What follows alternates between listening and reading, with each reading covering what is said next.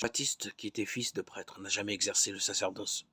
Jésus, qui n'était pas, sera déclaré grand prêtre par l'auteur de la lettre aux Hébreux. Tels sont les inattendus de Dieu. Quant à nous, laissons le Seigneur nous transfigurer. C'est un véritable chemin de lumière qui nous est offert.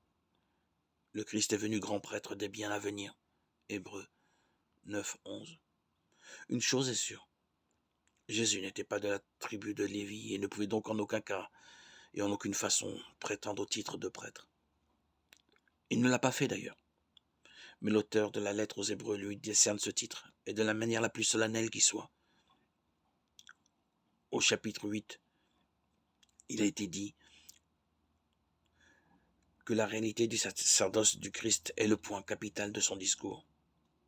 Et voici l'essentiel de ce que nous voulons dire. C'est bien ce grand prêtre-là que nous avons, lui qui s'est assis à la droite de la majesté divine dans les cieux, après avoir accompli le service du véritable sanctuaire et de la véritable tente, celle qui a été dressée par le Seigneur et non par un homme. Hébreux 8, 1, 2. On peut en déduire que les destinataires de la lettre aux Hébreux attendaient un Messie qui fût un prêtre et que le prédicateur cherchait à les rassurer. Oui, malgré les apparences, Jésus est bien le Messie annoncé par les prophètes et sa vie, sa mort et sa résurrection apportent réellement le salut à l'humanité.